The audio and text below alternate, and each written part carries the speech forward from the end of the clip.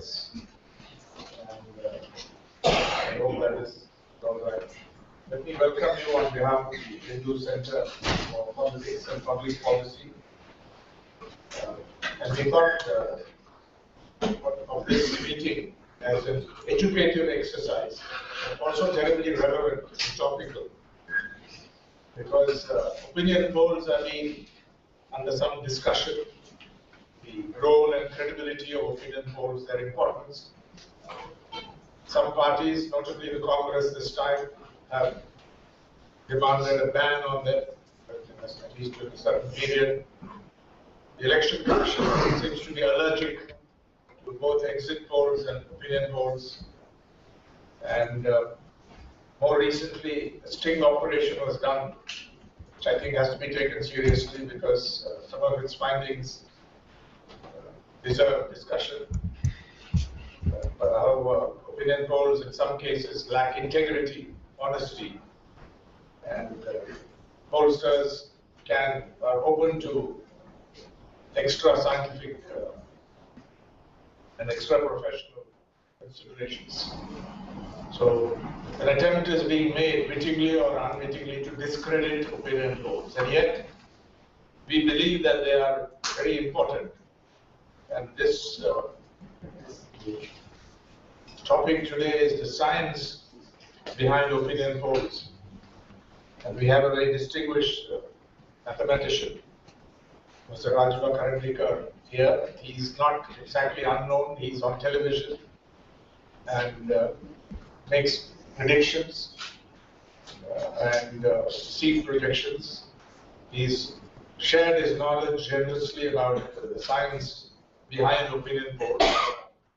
If you Google him, you'll find several presentations on the internet, the World Wide Web, where he explains, in some measure, the science behind opinion polls. But today we thought we'd focus on it. Actually, this is his second appearance at the Hindu Forum's event organized by the Hindu Forum. He made his debut during another discussion where I casually mentioned that there was no real science behind opinion polls in India other than this notable exception, and we had invited him at the last minute. And at our request, he explained, offered a brief explanation, and I think it made a profound impact on everybody who was present. So we thought we would do two things. We requested a long-form article from Mr. Karandikar, and it's right. I think it's an excellent article, which is now available at our website, hinducenter.com. Power and limitations of opinion polls, my experiences. For 8,000 words, I think. And please read it, those who want to study this subject seriously. But we also thought that we could request him to share his knowledge today. You must not think that Professor Karandikar does this for a living. He is director of the Chennai Mathematical Institute, and we have a very eminent mathematician, Professor C.S. Seshadri, the founder and the former director, former head of this institute. I requested him especially to come to this because he told me at some point, Ram, there is serious science behind it. I don't fully understand it, he claimed. But this is based on, it's something to do with probability and all that. This is what he told me on the phone. So with that reassurance, he proceeded boldly. So we organized a meeting with that understanding, except that Mr. Karandikar doesn't do it for a living. His areas of interest in mathematics, stochastic calculus, semi-martingales, general theory of processes, just reading out random, Markov processes, filtering theory, linear and non-linear, finitely additive probability theory, limit theorems, white noise calculus, stochastic differential equations in infinite dimensions, financial applications of stochastic processes, Boltzmann equation and associated stochastic processes, Psephology, this is also part of his professional interest. Psephology in the context of Indian elections, cryptography, block ciphers, Monte Carlo simulation, bioinformatics, gene identity. I just want to make a quick point that mathematicians are a special lot and have, as Tom Lehrer, if you listen to any of his songs, he's made that clear. They have unusual interests. Some of them are eccentrics, but they have. I read a lot about Hardy and his interest in mathematics, Bradman class mathematician, and so on. He was also a notable atheist who did a number of interesting things. But the other interesting thing is his great collaborator, Littlewood. Have you heard of Littlewood's law? Littlewood's law is about miracles, so-called miracles. And if you consult the relevant references, Wikipedia for a start, you will find that, among other things, it seeks to debunk one element of supposed supernatural phenomenology and is related to the more general law of truly large numbers, which states that the sample size large enough, any outrageous thing is likely to happen. That's what Wikipedia says. So they have very unusual interests, and it's certainly quite a bit of luck for Indian psephology and opinion polling that we have somebody of the distinction, mathematical distinction, Professor Karan, and statistical distinction, Professor Karandikar, to really go public, go live.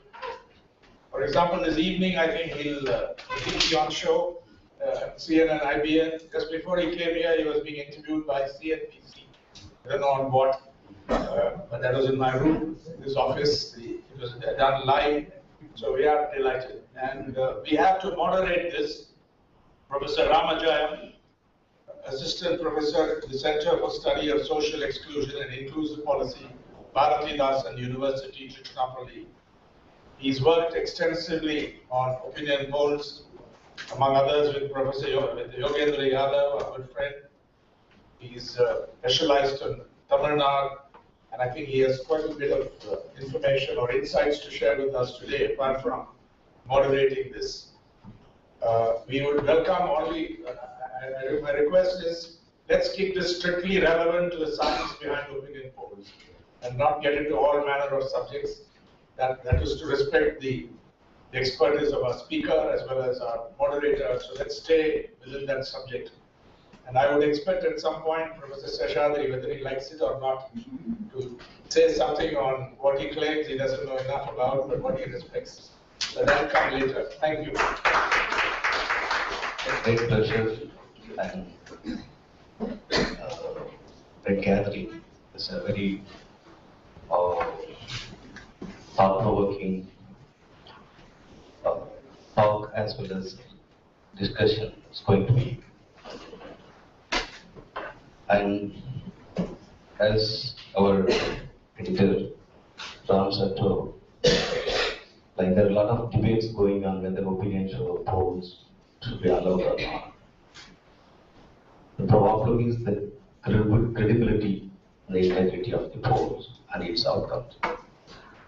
So here, as a part of moderator, I welcome Professor Rajiv Karandikar to present his lecture, The Science Behind the Opinion Polls.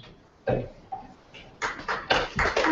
And before we stand and talk, it's a pleasure to be here. Second time, as Mr. Ram pointed out. Yes, I enjoyed the first appearance here, and I hope today you all also enjoy the experience. So, opinion polls, there are several aspects associated with it. And the primary aspect is what in statistics is called sample survey. And always people ask, oh, a country with today 81 crore voters, out of which probably 50 plus crore voters are actually going to vote. And we go and talk to some 20-odd thousand people. I mean, what the hell? What do you know? You have talked to only 20,000 people. So this is always said. sometimes on a serious note, and on television almost always by the party whoever we are saying is going to lose, they say this, and the party whom we are saying are winning, they will be sitting there and drinking. Next time, of course, the roles will be reversed. But that is politics. But on a serious note, it is counterintuitive. Let me concede it is counterintuitive. But that is what I will try to explain somewhat. So, I'm going to do a small experiment first. So what I have done is, I have about 100 slips of paper.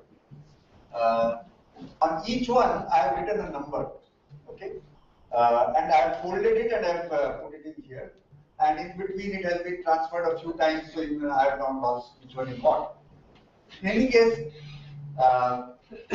there are only two numbers on that. Each has either 7 or an 8. Okay? And most of them, in fact, 99 out of 100 have one number, and only one of them has the outlier, the other number. Okay? Now, here I have mixed them well, and I'll ask Mr. Ram to just draw one. And can you read out the number?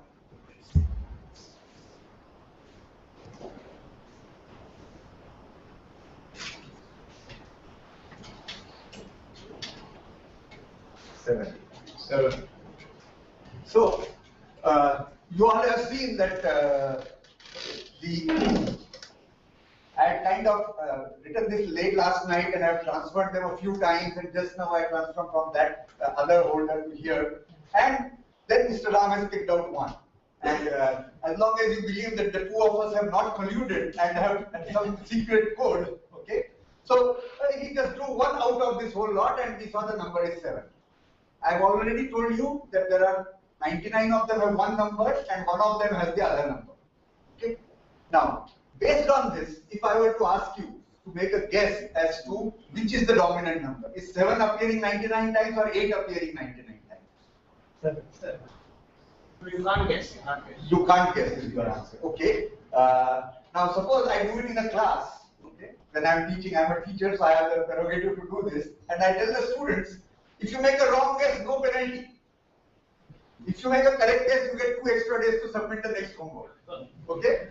So now there is a strong incentive to guess. Worst case is they are wrong and they don't get the extra time. Okay? So, so I give this incentive to the students, and then guess what happens? What will they guess? 7. So when you said you cannot guess, it means what it meant was that you cannot say for sure. Okay? And that is correct.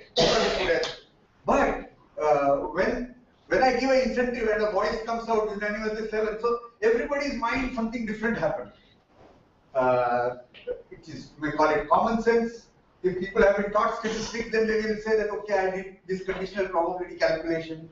If they are a Bayesian, they will say, no, this was my prior, I did this calculation. So all this will go on. But the point is that this is something intrinsic, common sense. A man on the street who has not been taught mathematics, if he is told this and is given even a little incentive, he is going to guess 7.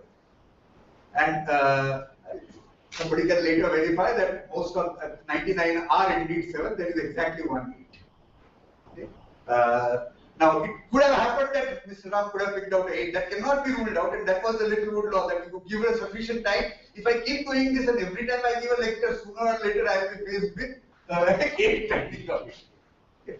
So it cannot be ruled out. But if in a one thing is, in a situation you may say, no, I refuse to take any call. Fine. But if you have to take a call, I have yet to find anyone who will say 8, and everybody those who make a call will say 7.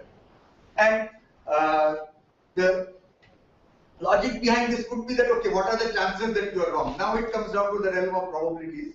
That you say that, okay, the chances that you are right is 99%, chances that you are wrong is 1%. Because 99 are 7, 1 is 8, and the chances of drawing 7 are 99, chances of drawing 8. So this is roughly the kind of thing which goes back. Mathematicians, probabilists can say likelihood, they can say Bayesian, prior, posterior, whatnot. But common sense. And when I teach probability theory, that's what I try to convey to students, that it is mathematics, but it is also trying to capture what commoners would do in simple situations. Learn from there, then we can use it in complex scenarios where our common sense may not give us an answer. That's what probability theory is about. But So in a sense, essentially what point I conveyed till now, namely if 99 are 7 and 1 is 8, we draw 1 out of it, very likely it is going to be 7. Therefore, if you draw 1 out and you make that as your guess, that most of them are 7, you will be right 99%. Now, this is about the only thing from probability and statistics that is needed to understand what happens in an opinion. Nothing more. No big theorem is needed, nothing. This is it. If 99 lists have one number, one list has one, if it has another number, you draw 1 out, you can go with the whatever you see as your observer. Okay. Now, let's say, what if there were only 95 of one color and 5 of 99 of 95 sevens and 5 eights? Then very likely you may still see 7, but the chances of things going wrong, namely 8 coming up, have increased. Now it is 5%, earlier it was 1%. Now, in that scenario, what can be done is, instead of drawing one slip and seeing, if we draw 2, it is slightly inconclusive. If you both see 7, you are happy. But if one is 7, 1 is 8, you are clueless. Right? But what can be done is, we can draw 3. If we draw 3 and decide that we'll go with whatever is the majority in this three, most likely all 3 will be same. But even if one of them is different, you ignore that and you go with the majority. Now, anybody who has done class 9 mathematics, permutation combination, you can give this problem. Out of 100, 95 are 7, 5 are 8, you draw 3.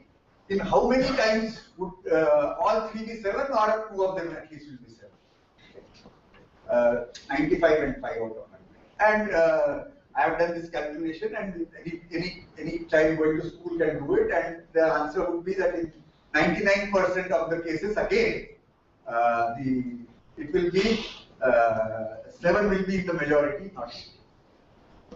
So what has happened? Though initially our thing was 99-1, by doing it 3 times, okay, we have increased the divergence, we have increased the difference. We have taken it to a level where 99% we are able to see the dominant number. Okay? And this one can go on. So if just to quote numbers, if 90 of them were 7 and 10 were 8, and if we draw 5 times and go with the majority rule, we are still correct 99% of the time. If 85% are 7 and 15 are 8, with 7 we are 98.8% will still be covered. 80%, then it needs 13. We draw 13, you are still getting to 99%. And now we can go on and on, and obviously I don't want to go with every change, but something of interest. What if it is very close? 52 of them were 7 and only 48 were 8. Okay? And the experiment there would be, Mr. Ram sees one number, he announces it, he folds the tick, put it back. Then I go to somebody else, and so on. Okay? Of course, in this room there are maybe less than 100 people, but if we do this 4,000 times, okay? If we do this 4,000 times and keep a tab, how many times which number appears, again, 99% of the cases, 7 will be the dominant number.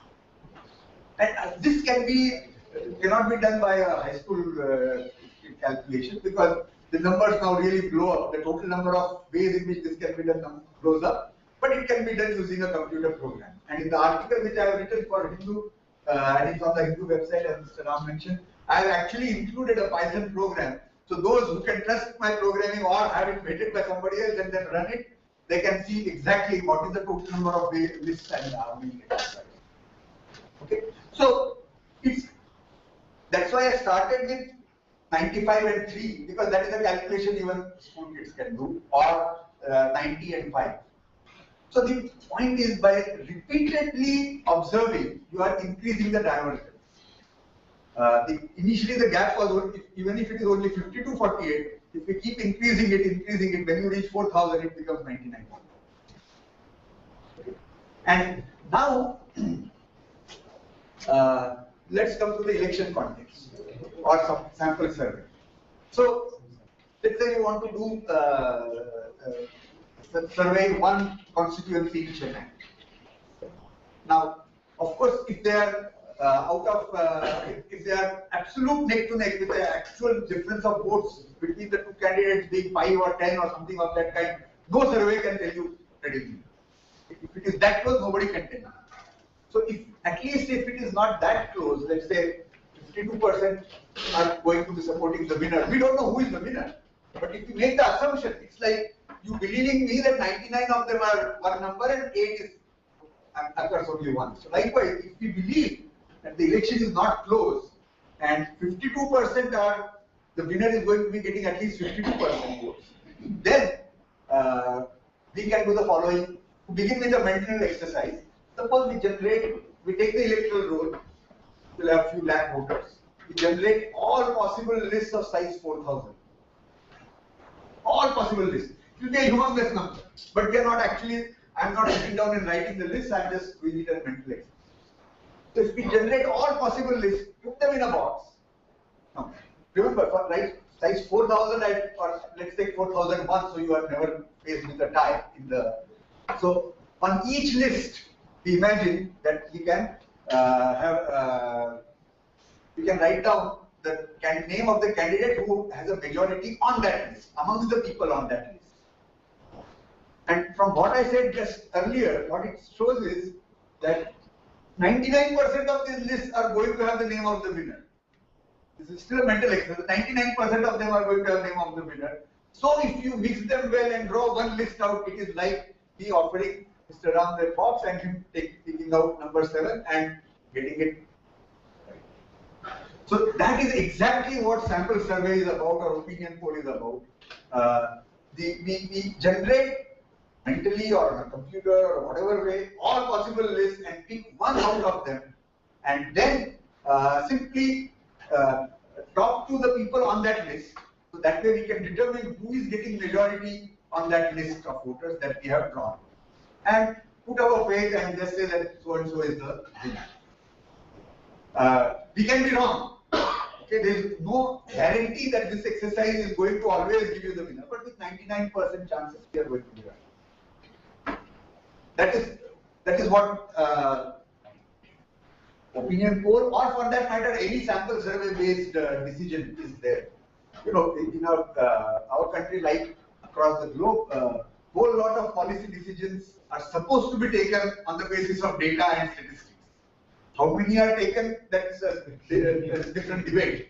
But so there is an organization called National Sample Surveys which routinely does these exercises and collects data, unemployment, industrial production, poverty, come what may, health, every 6 months or every year they have a different focus for that survey and they generate reports and these become a basis for decision making.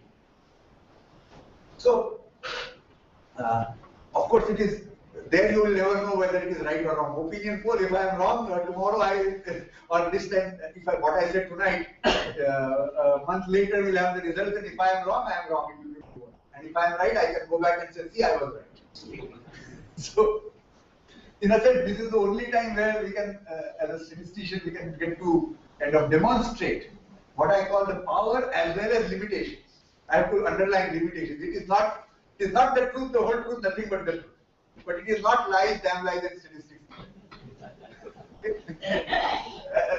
That's a popular expression. It's a tool. Okay, statistics, opinion poll is a tool. Okay, suppose I am compromised and I am made to say something different. Is it? That's the problem. It's not statistics. Like that sting operation showed with various agencies. The problem is not with the sample survey methodology. The problem is elsewhere. It's just what a line which I had used in a debate in my school days, which my father had helped me prepare. It's like a knife. In the hands of a doctor, it can save a life. In the hands of a murderer, it can take a life. It's about how you use it. So statistics, sample survey, these are tools which are available to us to use or misuse. So most examples which are cited when they say lies, damn lies, and statistics, the problem is not with statistics, but its usage.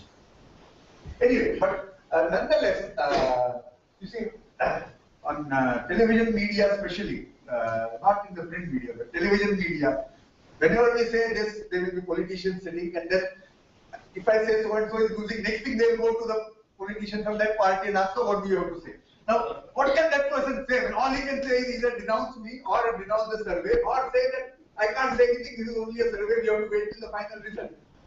So, so it's, okay, so I'm trying to convey that the sampling, if done, does have a power of determining the winner, even if you have only talked to 4,000. Now, one important question, or one important point, I came up with this number 4,000 without any reference to how many voters there are in that constituency.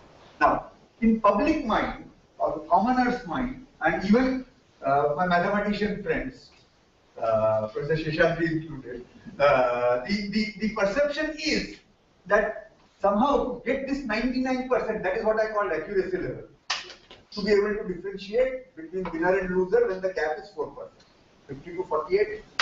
So the accuracy, there are these two parameters. How much is the gap between winner and loser?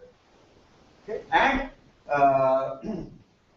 what is the probability that you are allowing you to be wrong? So 99% accuracy. The number 4,000 is a magical number. It doesn't depend on whether Please put your mobile phones on silent or switch them off. It doesn't depend on whether the constituency has 1 lakh voters or 5 lakh voters or 10 lakh voters or 20 lakh voters as the outer Delhi constituency is.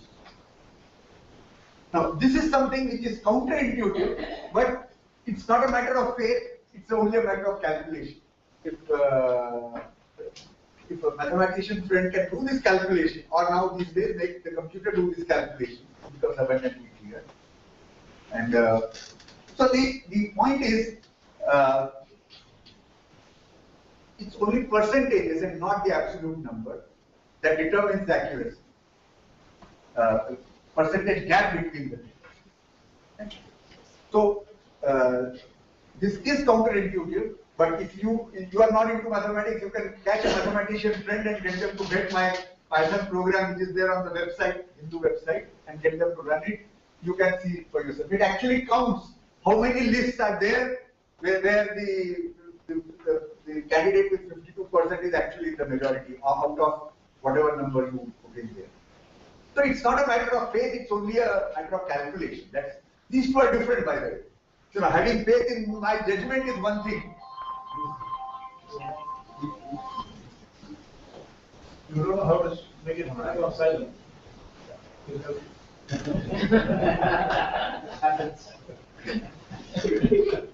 See, as I said, there are two different aspects. Having faith in my judgment is one thing, and having faith in mathematical calculation is another matter. So this part is not as faith. This one I'm not saying have faith in my judgment. This I'm saying have faith in my mathematics. So sample size of 4,001 can give you the winner. Now the obvious question is, then why do we get it wrong? If 4,000 sample can do it, now think about it. We have 543 constituencies. 543 times 4,000 is well above 21 lakhs. If I have to do a sample of size 21 lakhs, the cost per sample, as Mr. Ram knows, because Hindu is often a partner in this whole exercise, and Rajan knows, cost is roughly about 500 per sample. So now you calculate, take your pick. Okay. Nobody will be and should pay for such an exercise. It's a humongous number. 100 crores. Okay. But the point is, even if somebody was willing to pay 100 crores, let's say the finance market, okay, if they know the outcome, they can actually make much more than 100 crores. If you look at 2004 and 2009, 2004, immediately after election, the market tanked. 2009, immediately after the election, the market zoomed up. The reason was that the UPA can form a government without the support of left. Okay, and this was the information which I and the people associated with the survey had 3 days earlier. So if somebody had faith in this survey and wanted to bet on the market, that is the value. Not that I do it, but I'm just trying to tell you that even if somebody gives me 100 crores, I still will not be able to deliver this perfect answer which I am claiming can be given. Simple reason is, all this has to be done very close to the election day because election opinions are volatile. If I do it a month ahead, not much use. Where will I get such a large army of trained, reliable manpower? Even if 10% of them don't do reliably, sit at home and fill in the forms, the whole exercise is gone for a toss. So money is one resource, but trained, reliable manpower is the other limited resource. Okay? So, so that is actually out of question. 21 lakh survey to begin with, nobody is giving that money. But even if they give, it's not possible. So now we are back to, so what do we do? I first said it can be done, then I am telling it cannot be done because of the size involved.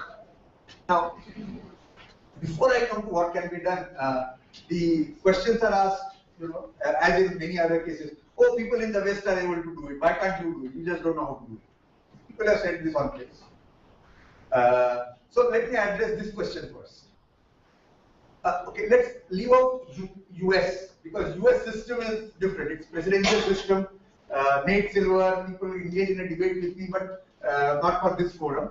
Because US system is different. Whatever works there may or may not work here. Their focus is on predicting who will be president. And it's like winner take all in a constituency for us, it is winner take all in the whole state for them. So it's the whole. But our system is after all derived from the British system. We inherited it from the British system. So UCAL thing should work. Now, the very first time that my friend Yogendra Yadav got me involved in this, we were not friends then. He just was looking for some statistics help, and that's how he got me involved. This was in '97, and we had thought that we are going to have 3 years to prepare for the next round before the election happens for Lok Sabha, and we would be solid work. We will do 3 or 4 years time. '96 was the election, so it was only due 2001. But we had, I think, barely met 2 times between September and November when the Jain Commission report fiasco and the government fell down and immediately elections were on the cards. So we got involved, and at that time it was for Doordarshan and India Today. There was enough money in the system at that time, perhaps. So they flew in the expert who had been doing this for BBC for 25 years. Statistics professor from UK, from Nuffield College, with 25 years of experience of doing it on BBC. So can't get better than that. So Professor Clive Payne, he came to Delhi, and Yogendra was too busy with various other things, just like now he is busy. So Clive and I spent 2 days in the Delhi winter walking around in Lodi Gardens and asking me a whole lot of questions and me answering them, and then I asking him questions about the methodology. He asked me questions about Indian politics and so on. So I must say that though I have been a mathematician and this was my just beginning of entry into such psychology, I was always a political animal. So I was very much, I could answer all of Clive's questions about Indian politics. Now, one question he asked me at a point, he said, what percentage of seats do you think are safe seats? So I asked him, what do you mean, safe for whom? He said, okay, safe is a bad choice, but that is how it is used in UK. Safe means safe to predict, from the prediction point of view, okay? Which both sides will agree privately, though not publicly. So I said, I don't interact with politicians, but I would be surprised if it is 10%. And actually people have later told me it is even less. Almost every seat is up for grabs. If you leave out Amethi or such high profile seats, almost everything is up for grabs. This time even that is a question mark. So I said no, he said only 10%. So I said how much it is in UK? So he says UK it is 60% and above, 70%. And the point is, then we had a lot of discussion there, and the point is that the opinion in UK is much, here we have always heard about, caste equation and its impact on polling. In UK, the socio-economic factors primarily drive the voting intention. So just to quote Clive Payne, Professor Clive Payne, he said that it's not just constant from one election to the next, it is constant across generations. So he says the biggest scandal in my family that I can imagine would be if somebody is to tell me that my daughter has gone and vote gone, that is conservative. He is a professor, liberal, so he is of course Labour, and he would think that he would never meet anybody who is gone. So So it is biggest scandal. So in a sense, the voting intentions are stable, and in India, firstly the leaders themselves keep hopping parties, and parties hop alliances. So why should we expect that voters will remain stable? So voters are not stable. One exercise which we had done in '98 again, where we talked to the people just before the beginning of the poll, first phase, 48 hours before the first phase, and then for the television program, we went and talked to the same people day after they had voted in their respective places. 30% people had changed their opinion. 30%. So what this says is that, okay, because first phase was only 6 days away when we voted, but then there was a second phase which was 6 plus 8, 14 days away, and another 1/3 of the country was 20 days ahead. So there is a huge gap. Now, yesterday the polling dates have been announced. 7th it begins, it goes on till 12th. And though Rajdeep is yet to confirm, but very likely, having done the poll now, they will want to do one poll as late as possible. So we'll probably go on here on 4th or 5th April. Between that time and the last phase, there is going to be more than a month. Candidates also will not be known. Okay.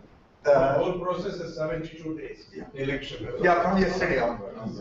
And at least till now they have not called for a ban from yesterday. They could have, but they have not. So the ban will, as far as our understanding is, it will go on to effect on 5th morning, 8 a.m. 7th, 8 a.m. is the first day of voting. So 48 hours before that, then the campaigning starts. There are no exit polls. Well, they said that yesterday, but what actually it means is that you cannot go on air with your findings on exit poll. There is no ban on conducting exit polls. You can go on air only on 12th May at 5 p.m. or 7 p.m. whenever the poll ends. I think intermediate there was something about this vagueness about phase, we'll do it phase-wise, etc. So yesterday, the election commissioner was quite saying that this is not phases, these are simply different dates of polling.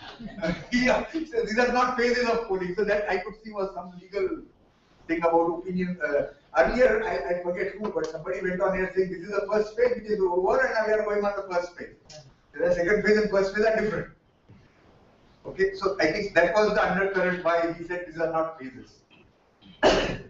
Okay, so I already touched upon this volatility aspect, namely the change in public opinion. And in a limited way, this time, between the January, we did one poll in January nationwide, then we have done a poll in 6 states in February. And that last 3 days we have gone on air with the findings. We target the same respondents, but the coverage, somebody who we found last time we could find this time, this time we find a new voter who was not there last time in our survey. But in the small group which is there in both the surveys, again, no party in any of the states, more than 50% voters who said that they will vote for them have stayed with them. They have not. They have not. It is less than 50%, the sticking factor between January and February. So, in spite of, I mean, people were saying that this is a polarized election, so somebody who has made up his mind to vote for Modi will stick with him, and somebody who is anti-Modi has decided, come what may, not going to vote for Modi will stick with that position. That at least doesn't seem to be true in a limited sample we have done. We are studying that aspect further. That's why we have still not gone on air with this kind of a finding. But this is something which I am reading between the lines, that in spite of the so-called polarized thing, people are still not made up their mind. It is still in the state of flux, and probably will remain so till the end.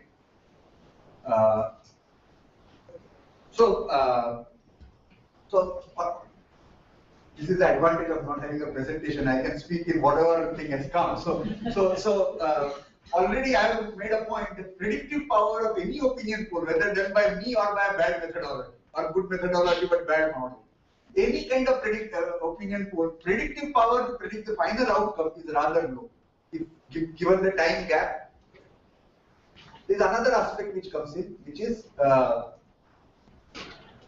any opinion poll will say the opinion of the whole population. But eventually only 60 to 70% are going to vote, and it is only their opinion which counts. The opinion of the remaining 30% who have chosen not to go for voting doesn't count.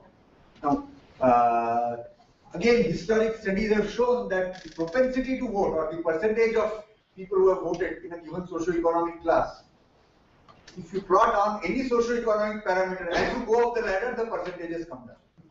The more educated you are, less likely you are to vote. The richer you are, less likely to vote, and so on. And the support for at least the two leading parties, Congress and BJP, are tied to the socio-economic parameters. BJP's thing goes up as you go on the ladders, and Congress thing comes down more or less as you go down up the ladder, roughly speaking. So what that means is that what opinion poll like ours is saying, when it comes to the final thing, BJP should actually come down and Congress should go up. If other things remain constant, they will not remain constant. But this is the other factor which puts a question mark on any opinion. Predictive power of the opinion. So we are always stressing, I stress and I keep telling Rajdeep also, he stresses a few times that this is the mood of the nation as of now. But viewers are not listening to that. Viewers are only looking at numbers and said, no. They said that so and so will get so many seats. They are saying this is the mood of the nation now. So let me briefly touch upon. I said that UK Clive Payne we discussed and we decided that his methodology is not going to. So we have to start from scratch. So what is that scratch? We have ruled out enough sample in every constituency to call that separately. That means you have to somehow link constituencies across.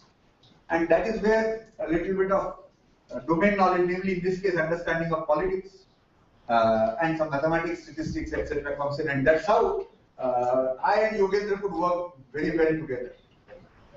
I had some political understanding, but of course I can't match Yogendra. And likewise, Yogendra had statistics background, but I had even more. So, first thing is, you don't really need to model. Now we are talking about a mathematical model. Very briefly, I'm not going to go on and on about this thing, but we don't need to model how one individual is going to vote based on his caste, age, income, blah, blah, blah. No, we don't need that. All we need is how people in Chennai South are going to vote. Okay. That is the first thing. Now, even there, we can talk about these various socio-economic factors to be incorporated in the model. Ideally, they should be. Except that we really do not have data on the socio-economic profile of a constituency. Such data is available with census, but census, it is organized according to districts. And districts and constituencies, there is neither is a subset of the other. Mathematically speaking, no partition is a sub-partition of the other. So each constituency may find itself in one part in this district, one part in that district. This district may be made up of parts of several constituencies. So what this means is, while you can try to attribute and get some rough estimates, you don't really have precise data about socio-economic profiles. Secondly, even if you were to incorporate such things, the total number of parameters will be so much. Because even though we are one nation, politically each state is different. You look at a border district between Karnataka and Tamil Nadu, one side, this side, this side, or it could be UP, Bihar. Now, similar socio-economic profile, there, maybe here there is a language separation, there is not even a language separation in UP, Bihar. And yet, in UP, we know before that generally speaking, regional parties are going to do better than national parties, at least for Vidhan Sabha. And in Bihar, the picture is quite the opposite. So, same Karnataka and Tamil Nadu. So, the voting, apart from socio-economic parameters, there is a history of that state, the leaders who have been there earlier, all kinds of factors coming. So in any case, in a mathematical model, I will need a separate set of parameters for each state. And now the parameters are so huge that to estimate them properly, the kind of sample I will need, all that is goes for a toss again. So that also option has to be ruled out. So then quickly coming to what is feasible and what is it that we do. So we make a very crude assumption. And I'm starting off, I'm saying a crude because it's not a good assumption, but it is good enough for the purpose at hand, namely predicting nationwide seats or statewide seats in assembly elections. So our crude assumption is that the change of vote from last election to this election, which Pranay Roy popularized the word swing, which everybody understands, at least all interested viewers for a television election show understand. But swing simply means DMK has a 4%, -4% swing means if last time they had 23%, today they have 19% of votes, that means they have a -4%.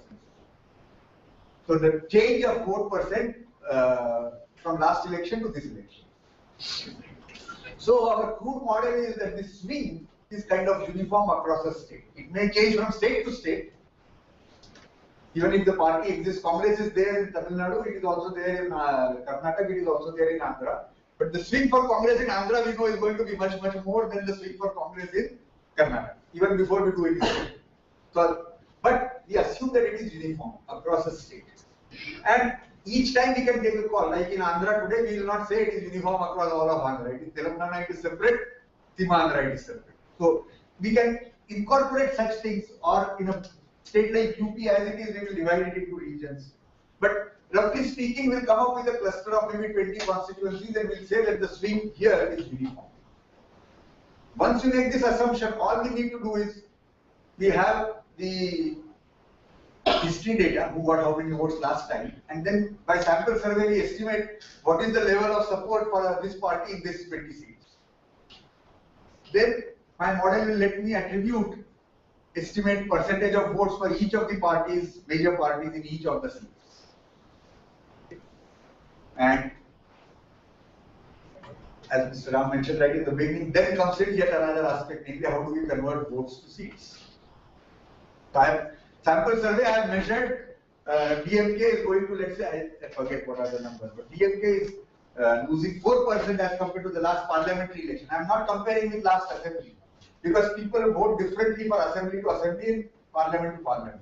So compared to last parliament, DMK is losing maybe 4%, ADMK is winning 3%, and some more adjustments of votes here and there.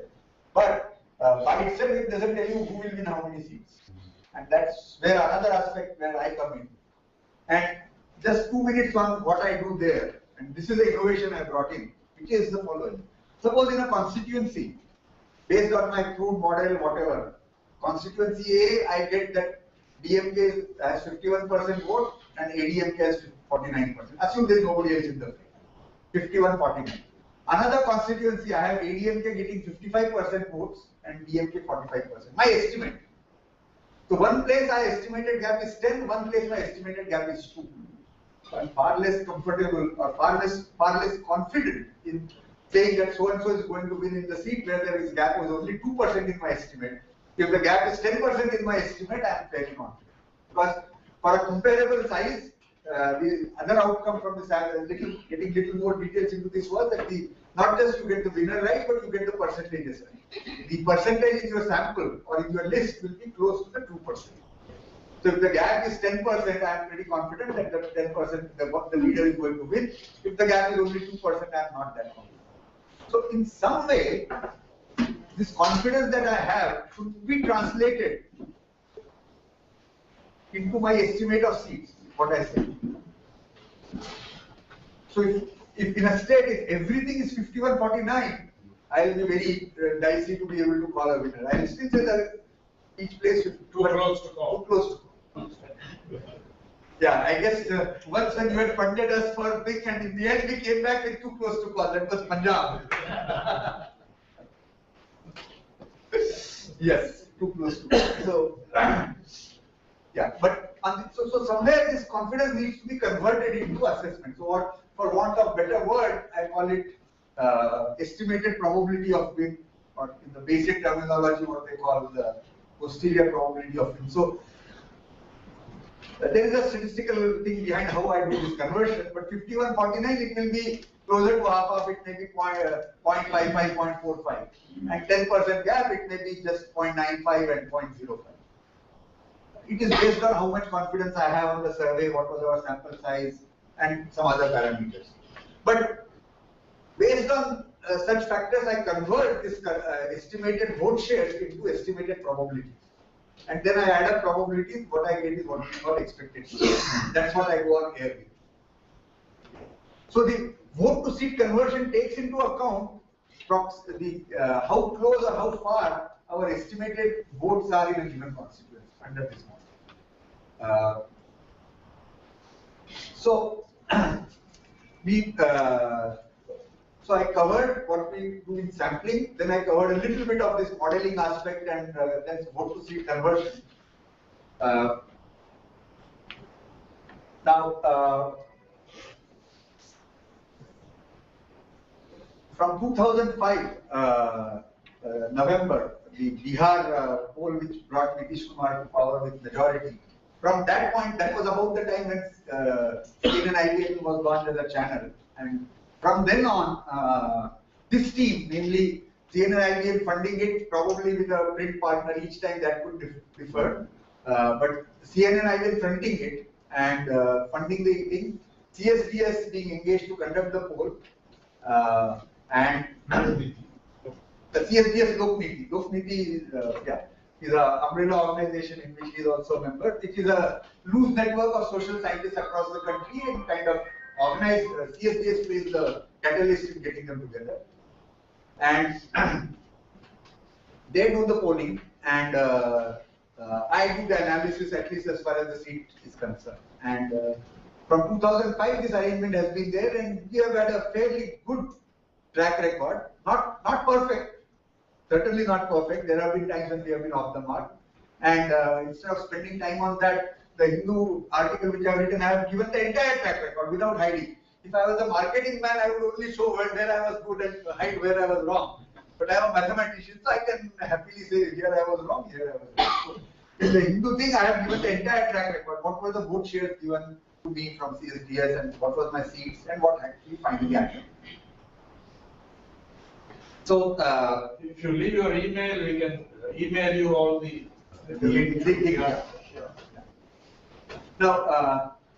Now let me come to the role of CSDS Lokniti in the whole thing. Till now it took only mathematical and so on and so forth. Now if I come back to this exercise that I started off with, if I and Mr. Ram had kind of got a deal earlier and he pulls out a slip that I have given, then he can mislead the whole house, number one. Number two, even without him cooperating with me, I could ensure that this 8, after all I just did this and so on, I could have ensured that the one slip with 8 is lying somewhere in the bottom. Okay? And very likely, when I offer, he's just going to do a little bit of this and pull out. It is very, very unlikely that he will pick the one which I have tried to hide. Now, this is something which we can see. Now, when you go and do sampling, you have to be assured that such a phenomena is not playing out. So let me tell, before I come to what CSDS and Lokniti and they actually do, let me tell you what market research agencies do. Other than Lokniti, CSDS, all other agencies which do opinion polls are market research agencies. And what they do is what they call, what loosely we will call street corner method. They may do a little better than that, but nonetheless, what they do is, they'll have, if they have to do sample of size 1000 in Chennai or 500 in Chennai, they will have the profile of Chennai from census data, that so many men, women, so many rural, urban, so many in a car, so many on a two-wheeler, so many walking, nobody with nothing. So, what I would say, sample, they have a population profile on few attributes. They will tell the enumerator, you get 500 people whose proportion should match this proportion on each of these 8 or 10 parameters. And then hope that if you match these 10 parameters, then the 11th parameter of interest, which is voting intention, will also match. Now it may match, it may not match in practice. So for that, what one has to do is to fix it well and only then draw out one. So that is randomization. And it costs a lot more. The other survey can be done on street corner. You look at a person and decide, okay, he fits in age group of 25 to 30, he seems educated, he seems, okay, he's going on a two-wheeler, so he should have, he's in the middle class, and okay, you stop and catch the person and get his opinion, or her opinion, okay. So, you can actually do it much faster, but our methodology which we do, CSDS Lokniti, is we pick constituencies randomly, then we pick polling booths randomly, then we look at the voters list, we pick actual voters randomly, and then he has to instruct his people who he recruits to actually go door to door to those targeted people and get their response. It's not street corner method. That is why this exercise costs a lot more, and but it is also authentic. Also, the whole thing comes with a very academic outlook. with CSDS, and in the sting operation, I'm glad that in Hindu you published a detailed report, so I could counter, because most of the newspapers simply said so many agencies were targeted and all of them proved to be wrong, or all of them were found to be corrupt, whatever. Somebody said all but two were corrupt, but nobody gave the names.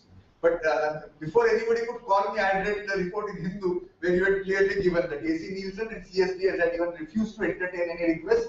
All other 11 agencies were compromised. So when people called me, I could I didn't have to call Sanjay Kumar at CSDS to get kya ho raha hai. I could, based on the Hindu report, I could counter whoever called me that may be so, but not the agencies in which I was. There is a certain academic honesty to the whole exercise. The person who is, or the party who is going to win may not be our choice, but we are not looking at our choice, we are looking at people's choice. And we have been consistent about it. And second thing is that if I do a data exercise and I am not confident, suppose today I do a data exercise and I actually see in Tamil Nadu that DMK is getting more votes than ADMK. Suppose. What do you do? Data means sample survey. We go talk to people and get their opinion. So suppose data. So suppose in this round, his people had gone around and found that DMK is getting more votes than ADMK. Suppose. Now all expert opinion is saying that it is impossible. Okay. Now what do we do? Should we override what we are getting from data by what is the expert opinion, or should we stick to the data? Whatever it is saying, it may be wrong. It may be that event that what people described as once in a while. Anything will happen. Give it time, anything will happen. It could be that, but we don't know. Once in a million. So I don't know what others do, but certainly we stick to data. We stick to data. It may be wrong. It may be wrong, but this is what our data is saying. We'll stick to that. Otherwise, say expert opinion. Get 10 experts. Maybe they will do better than my data exercise. Fine. And there have been occasions, but one notable one was, which I talked about also last time, because people memory that time I was wrong. They said, oh, UP, everybody got it wrong last time. Which was wrong. We actually got UP correct, and it was against all odds, against all expert opinion. And what we were saying was as unlikely in expert opinion as DMK getting more votes than ADMK today in Tamil Nadu. We were saying that SP was going to get a majority on its own. Rajiv told me that he had spent 2 days with Akhilesh Yadav on campaign trail. He says Akhilesh himself doesn't believe.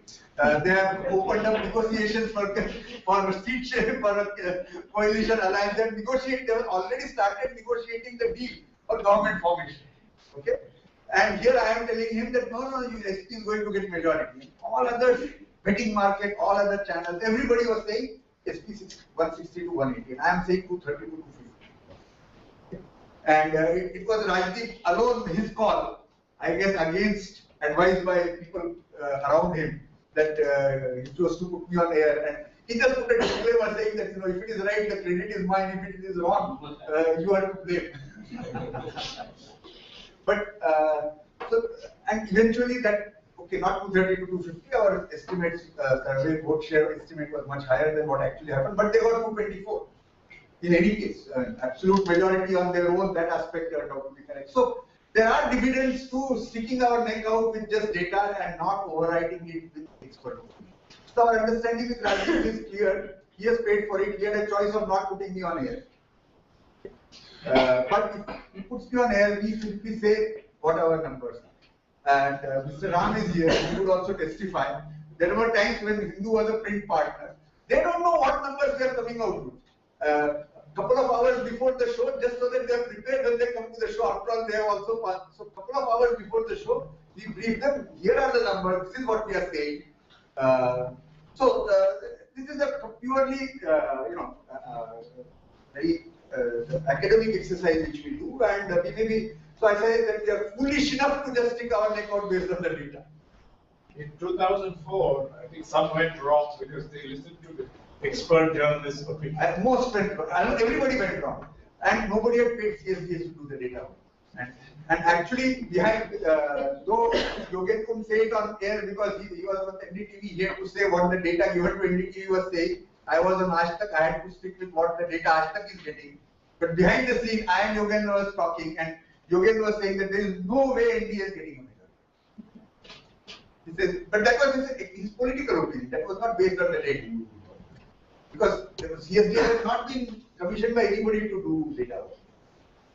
So again, I'm not saying that we would have got it on the dot, but certainly we wouldn't have got it as bad as we might be. I mean, look at the CSDS. We wouldn't have got it as wrong as everybody got it in 2000. Because there is a certain margin beyond which we have never gone off the mark. So you can see the entire track record in the Hindu website, which we can send the link, or you search Hindu and my name, you can get the link yourself. But a few points I would like to make, and then so one question people ask is why do you do it? What is it for you? It's not my living, as Mr. Ram also said. So it's fun for me, number one. Number two, this is about the only time where we can show that the power of statistics. That's the other aspect. And third, anyway, so many people are doing it. So somebody who is doing it with credentials and without any bias should be there on the scene. So that's another aspect why we do it. And the other thing is that this data contains a lot more information than just the seats which we go on air with. Okay? And that is why CSDS is in it. Okay? And there's a way to look at why people voted the way they did. They do a detailed analysis of that, they write reports on that, and typically it appears only in EP&W. EP&W, economic and political. So now we have this combination, they can do 8 pages of this. I see. Post poll. So yes, we have done that, yes. So nobody does not. No. So you mentioned post poll, so that was my next topic. So I said that opinion polls done well ahead of time have very little predictive power. And to tell you the truth, from 2005 till this Lok Sabha election, we are basically avoiding doing pre-election opinion polls because they do have a feedback effect, and best to stay away from that. This time, because there is tremendous interest and anyway everybody is doing it, so Rajdeep said let's do this poll and do an academic exercise, so we agreed. The only time between 2005 and now that we did really do a pre-election opinion poll was Karnataka, last Karnataka election, and the reason I will get into in a minute. So, exit poll has been commonly now done by all channels. As the word suggests, it is a poll done on the day of poll as voters are exiting the booth. That's why the name exit poll. So in a sense, it takes care of both the problems with opinion poll which I mentioned. One is turnout, you are actually sampling only among those who have voted. And second, the volatility of vote. So if you do well ahead of time, people may have changed their mind. When you catch them just as they are coming out, hopefully they have not changed their mind in those 2 minutes. They are not already regretting whomever they have voted for. Right? So on one hand, it takes care of these two problems, but exit poll comes with, yeah.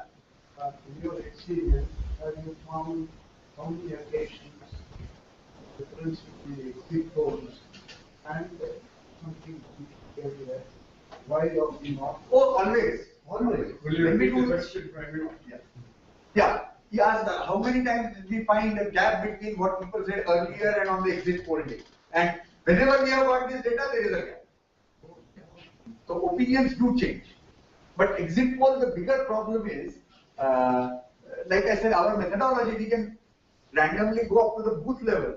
But we can't have his people standing outside a booth with the name of list as people are coming out. Sir or madam, can you please see if your name is here? Nobody will win. Nobody will win. Okay. Who is going to go through a list with some 30 names to see if your name is there and why? So, if at all we have to do exit poll, everybody does that, and if we do that, we will also have to leave it to the enumerator to pick the people. And there comes all the kind of biases, hidden or overt. So, long back when we did do exit poll, so first thing the NE poll we do is we look at the socio-economic profile of the sample we have got. Our theory says that socio-economic profile should match the population. We have the population data, census data at the state level. So at each state level, I can see what is the socio-economic profile of the sample, our state coordinator has conducted. And if it is way off the mark, then data is no good, we'll have to discard that. Fortunately, it has never happened with the CSBS data. But in exit poll, when we did, there were lots of gaps, but one was very glaring, the male is to female ratio in our sample. It's something like 75% male in our sample. Now, this is something which we can even, if we think about it, we can come out with the reason why this would happen. Given our social structure, most of the enumerators are men, and the woman walking out, unknown woman, they may feel diffident in stopping and asking and trying to talk. So anyway, you have left it to this person to say, we have given a thumb rule, ask every 7th person coming out. Now people are coming out in the group, so he chooses unknowingly to him or her, they will choose 7th person conveniently, and it turns out that 75% are. Or a husband and wife are walking out together. Now who is 7th, who is 8th? So this fellow, what will he do? He will just stop both of them and ask. And guess who is going to answer?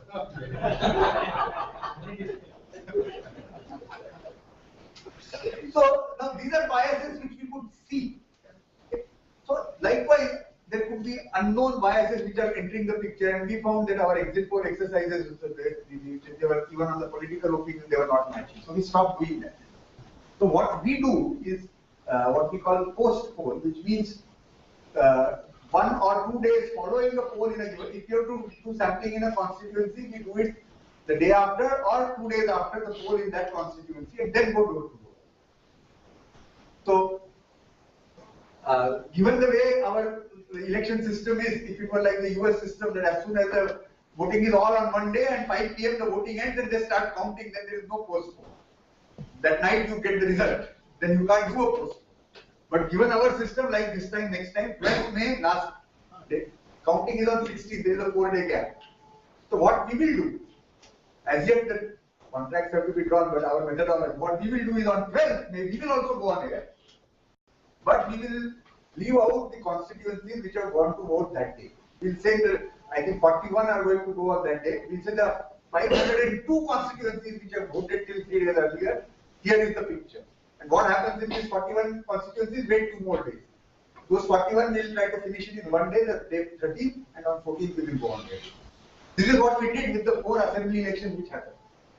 Delhi was alone, and all of Delhi went to poll on the last day, I forget the date now, whatever it was. All other assemblies, the voting was over before the Delhi went to poll. On the day when, I think it was 4th December. So the day Delhi went to poll, all other channels had predictions on all the 4 states. We went on air, we did not say anything about Delhi. We said about the 3 states, and we said about Delhi, wait, 2 days later, we will tell about what happened in Delhi, and the counting was even after that. So this is what we do, and we find that that is a very good method. Now, when we do the post poll, one of the questions we ask is, did you vote? Okay. And if the person says no, we still take the opinion, and in the socio-economic analysis of why people are voting the way they did, etc., that will still be taken into account, because for that aspect, we want to get the population and not necessarily only those who voted. But for prediction, certainly, I have to look at only those who voted. So I would leave out those who did not vote. But guess what? It's even in the segments which are not likely to go and vote, it's somehow embarrassing to admit that I did not vote. So as a result, what happens is our profile on all other parameters is matching. We know that actually only 62% voted, let's say. Over 80% in our sample are saying, yes, I voted. Invariably. Okay? Now, when we saw this, what to do? So we said, okay, somebody came up with this ingenious idea. That, okay, let's also look at the ink mark. But now imagine I first ask you, did you vote? You say yes. And now I tell you, okay, show me your finger. our people will get beaten up, right? But so this is where psychology comes in. So we ask, the next question is to check the efficacy of the indelible ink. Okay? Can we see if the ink mark is there? People innocently put it, oh, it is gone. So I look at only those where ink tick mark is there. Others I ignore. These are the tricks of psychology. Tricks of the trade. So one last point I will make, and then we can have. You also go back to the same also. Yeah, these things have differed time to time. So this round, our tracker poll that we are doing, 1, 2, 3, and probably 4, they are going to the same house. And it's not so much as household as the targeting the same person. So one more point, and then we have questions. So one question we also ask is, whom did you vote last time? So I know there are some others who do this polling and psephology.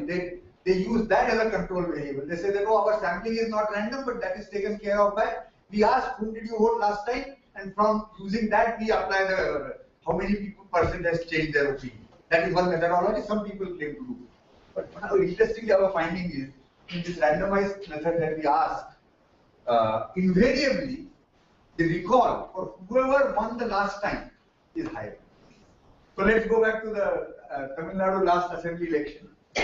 Overwhelmingly, people were fed up with DMK. They want to throw DMK out. They want to take in AIDMK with the red card. Yet, large number of people, much larger than who had actually voted for DMK in 2006, seem to recall having voted for DMK. They want DMK out now, but the recall for having voted for DMK was much higher. And this is, to use a mathematical language, invariant under space and time. In other words, even if I go back 5 elections, the same phenomena, and even if I move away from Tamil Nadu, let's say go to Bengal, same year, same time, people have decided to throw out the left, bring in DD, but they recall, and left actually had got 50% votes in 2006 in Bengal. 75% people remembered that we had voted for them. Now, they want it left out. But so this is what I would call psychology of identifying its winner. I mean, other than this, I find no other explanation. But this is one observation, and therefore we do ask this question now, but we don't use it to kind of apply any correction factor or anything, because we see that invariably the recall factor for the winner last time is much higher. Do you still ask them? Sorry? Do you still ask them orally, or is it? Okay, a very good question. So, you are right. If we go and ask, people are happy to announce whether they like PM, CM, yes, no, this policy good, that policy bad, all they're happy to say. In the end, if you ask, okay, tomorrow who are you going to vote for? I'm going to get a large number of refusals for response. So, what they do, I have not actually seen this, but this is what I've been told, but correct me if I'm wrong, you will say. So, we print ballot papers, old style ballot papers, okay, with names and party symbols. And at the end, we ask people that, okay, you go in a corner, mark your vote and bring back. There are people who will be carrying some box like this, which is sealed with a slit there, and you say, okay, now you put your vote in here. That people are willing to do. So this is again another psychology aspect. What people are willing to answer and what people are kind of not so keen to answer on the face, somewhere you have to find a way of getting the answer. But there may be a little error also in that. If people would have voted for one party, in your vote they may say. Yes, so it is possible, cannot be ruled out, and this some people say that they are going to detect this lying factor. How many people are telling a lie? Okay, now Sujit Balla. yes.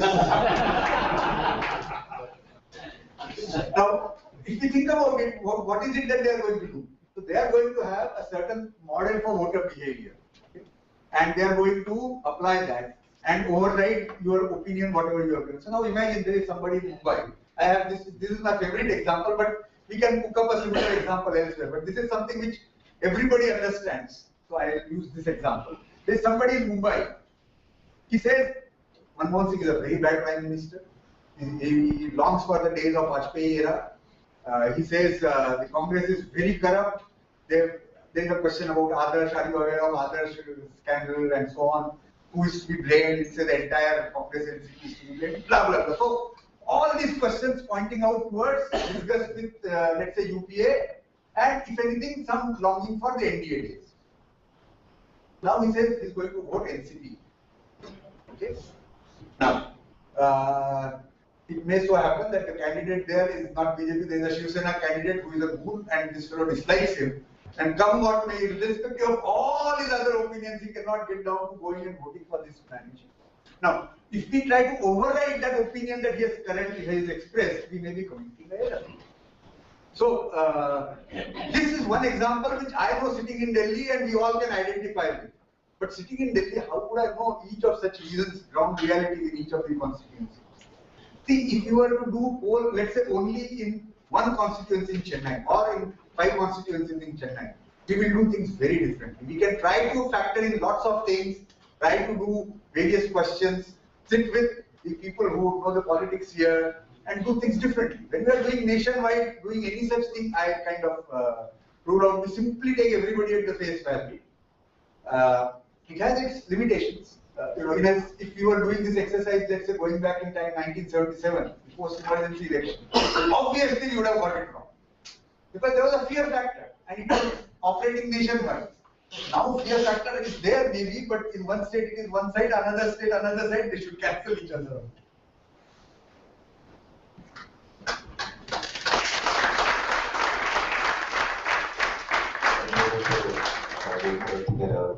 Open the eyes of other participants.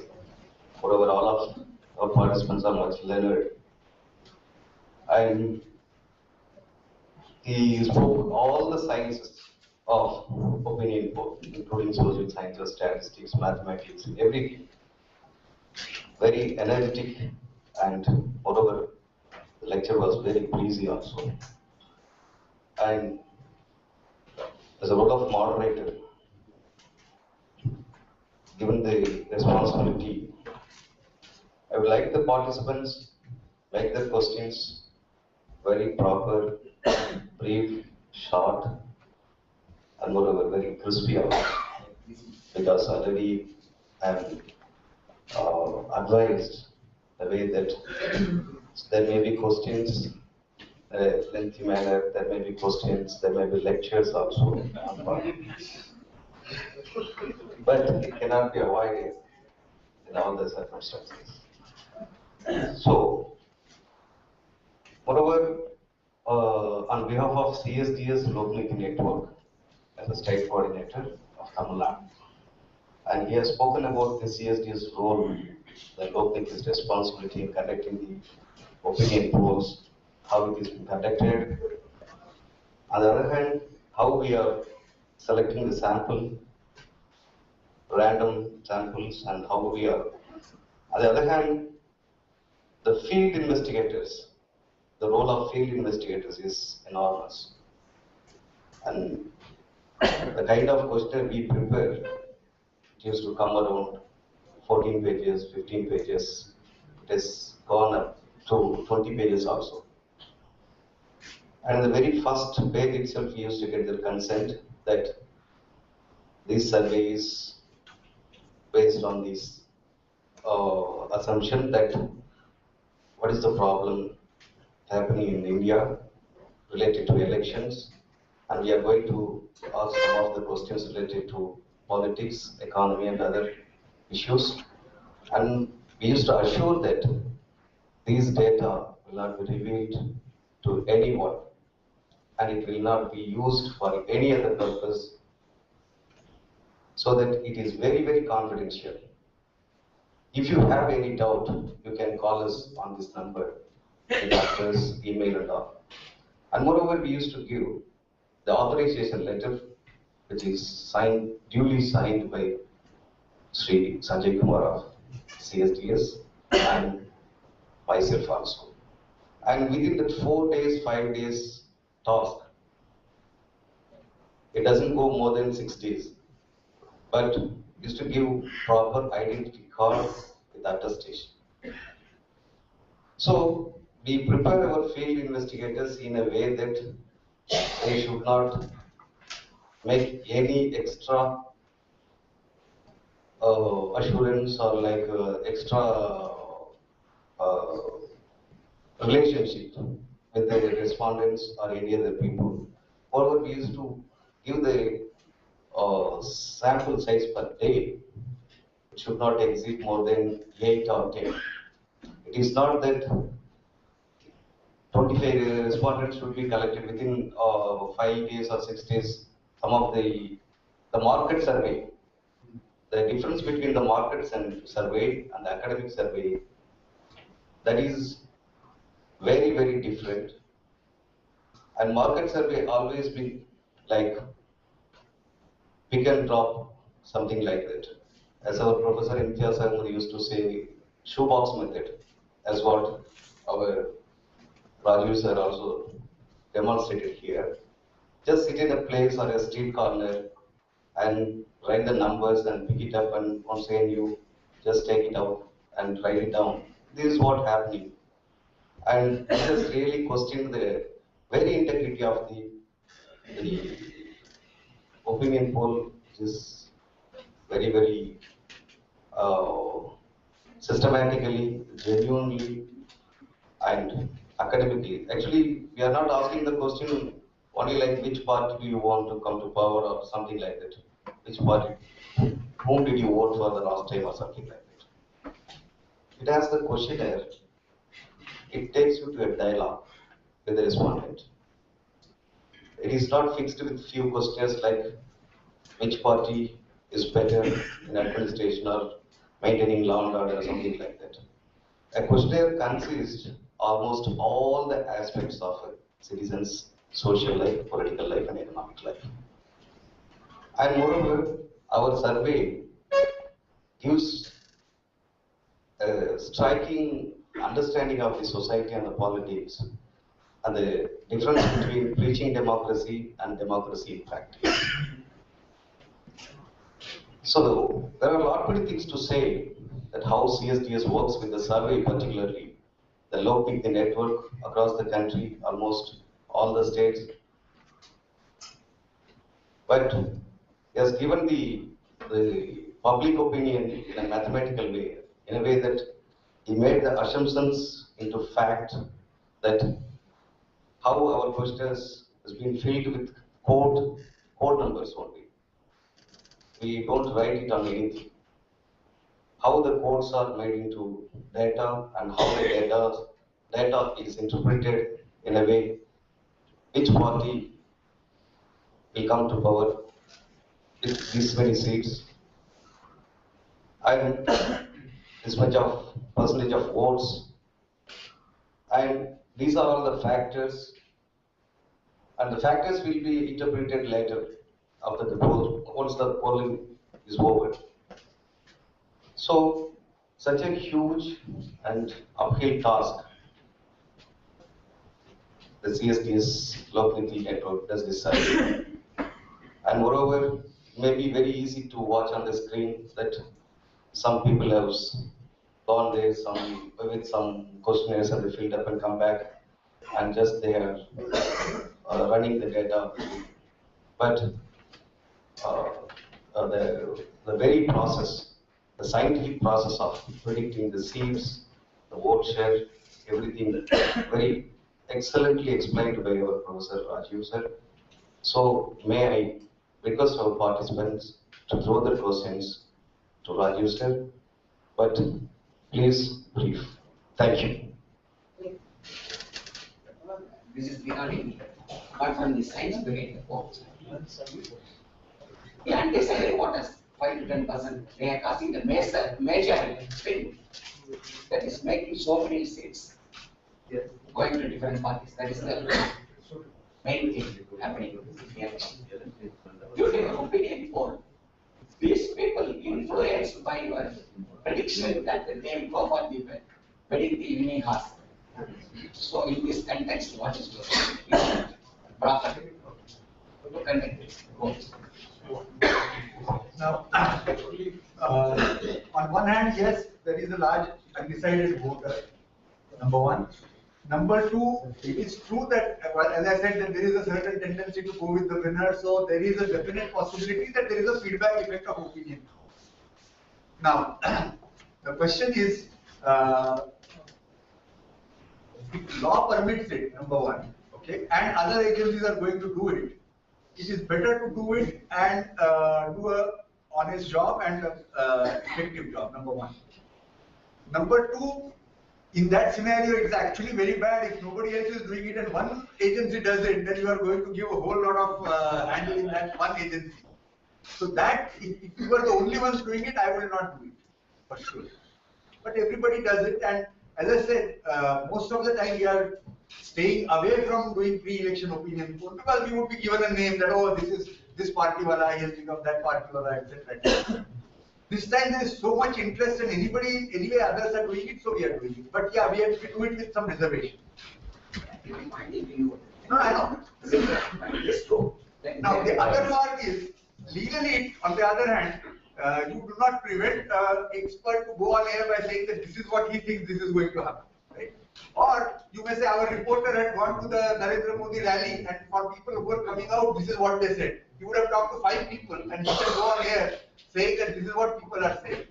Since we cannot prevent that, it is very difficult as to how will we prevent discussion based on opinion poll, which after all we have gone and talked to some 100 people. So that's a legal issue.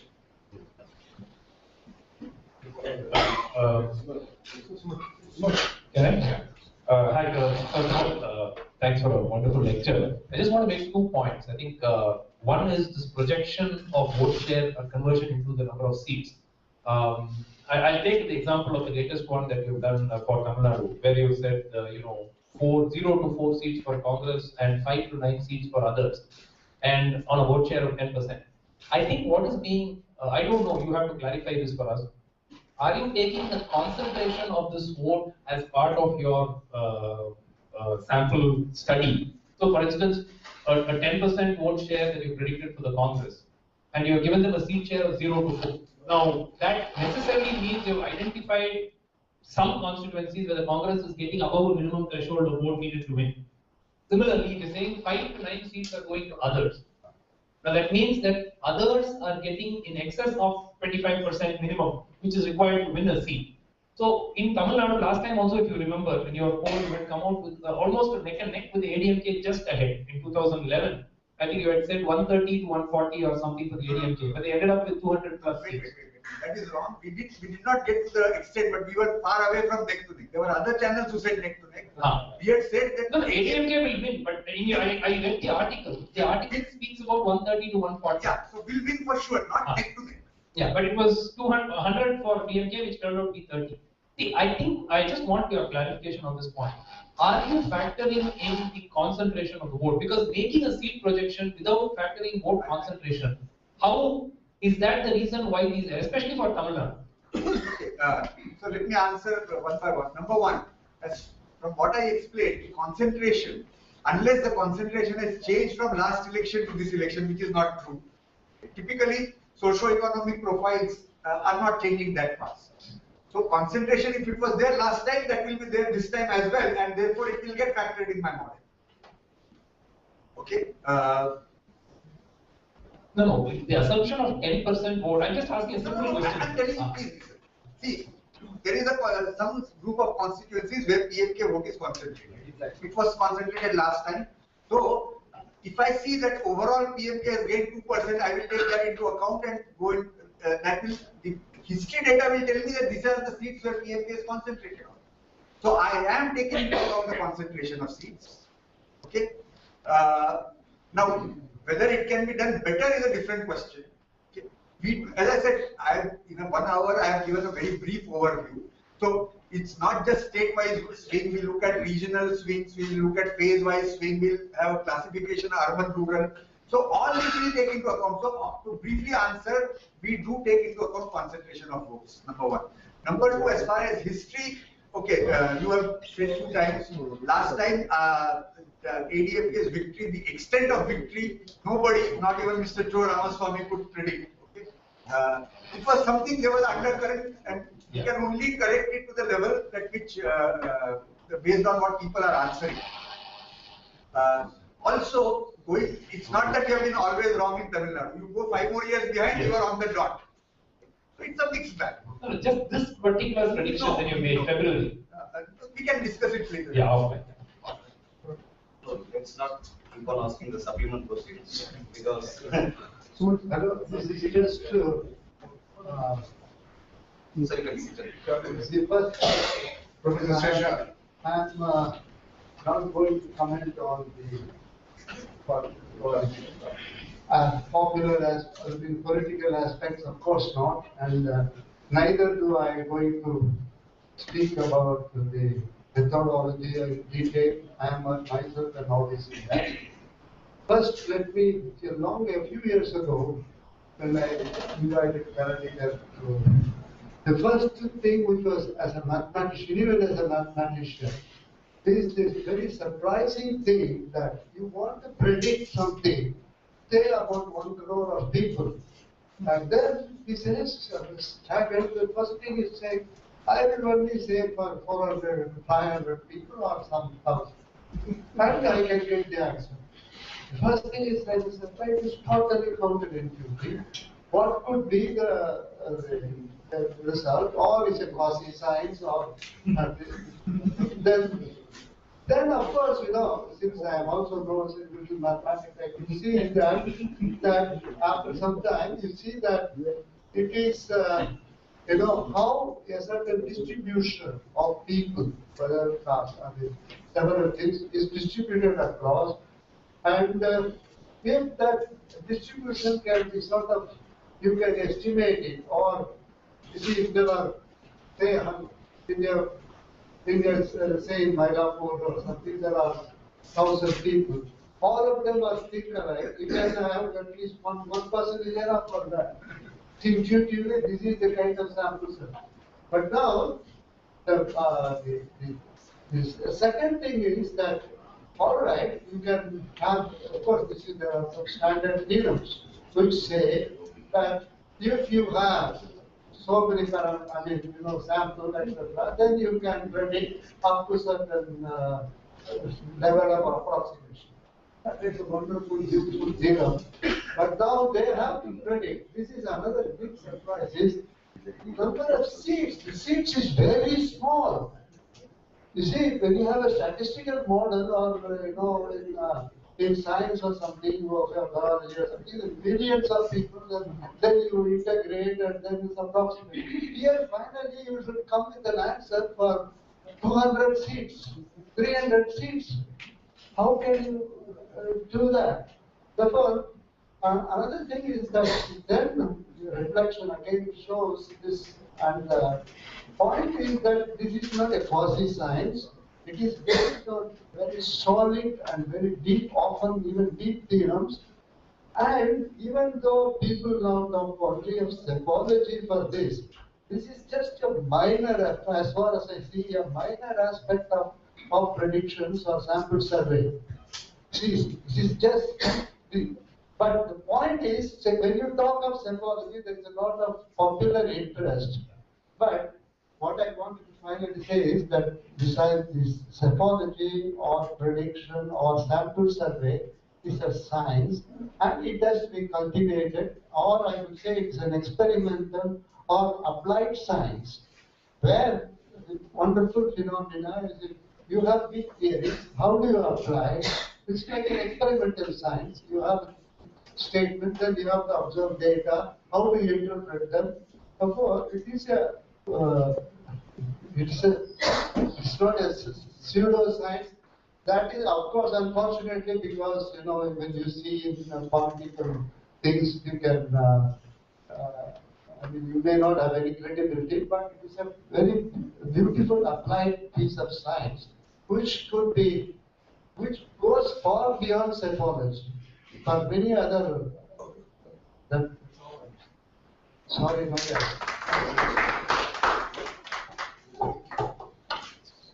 Any other application? Two stories came to my mind when I heard your wonderful lecture. One is a story by Sundar Ramaswamy called Engal Teacher, where the author says, this teacher is so good, she can teach Pythagoras theorem to a rat. You have come very close to her. The second is R.K. Narayan's story, the doctor's one.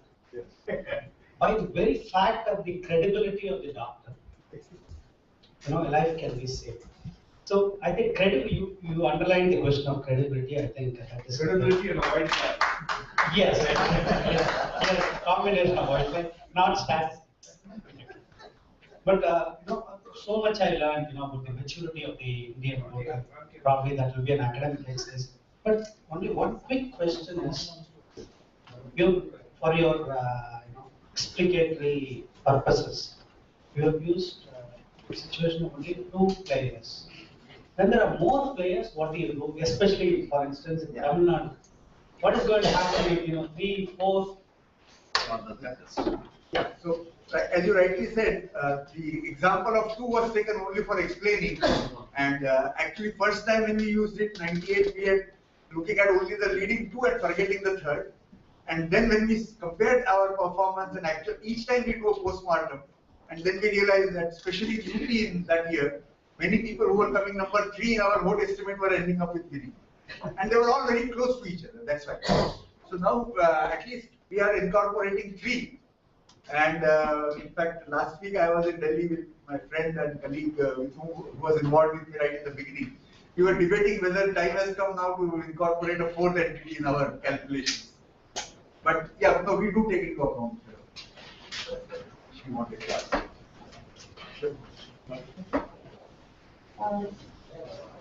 I have 2 questions. One is, you see that there are some constant factors regardless of what you said about things not being completely constant, like individuals, for instance, who and there's also a difference between constant, like Kanyakumari is very different from South Madras. There are characteristics too. Do these things show up in your model? That's one question. Can you predict these things? And secondly, there are considered to be, people believe that there are some important constituencies which can define, like Madurai, what the results of Madurai may reflect the thing and so on. So, can you deal with such things? Outskirts of urban areas. So, Siruseri 5 years ago and 5 today is very different. Okay, so that is where our institute is, and we can see, anybody who goes there can see. But they will be few. Most places, socio-economic profile remains same, and therefore the differences in voting intentions which are attributable to socio-economic factors should already be taken care of in our in the history data. Number 1. Number 2, I again stress that all this what I told is with the aim of predicting seats at the national level. Actually, even now I am very uncomfortable going on air talking about what is going to happen in Tamil Nadu, what is going to happen in UP, what is going to happen in Bihar, for the simple reason that the overall sample size in Tamil Nadu is pretty small, I think about 1500 if I am not wrong currently. Okay, so it is too small to talk about the seat distribution in Tamil Nadu. And it is only because it is this tracker poll and food of the nation as this time poll when the no actual poll is around that we are doing it. I have already this morning, I have reminded Rajdeep in a mail that when we do the April poll, we are not going on air with state-wise distribution. We will only be, confidence will be there only at north, south, east, west. Okay. What happens is, if I go back, it is true that I would have come up with a predicted probability of win for each constituency. Then when I try to do an analysis as to, this is the 2 outcome, what did I predict? Most places I am wrong. Okay, at the micro level. Okay, at the micro level it is wrong. But at the macro level, when I add up all these winning probabilities, etc., I seem to get a stable picture. So, if I have to do micro level prediction, there is no shortcut then to get a 4,000 sample in each constituency. If you want me to give 543 winners, you give me 21, somehow arrange to have a sample survey of like 21 lakhs. Otherwise,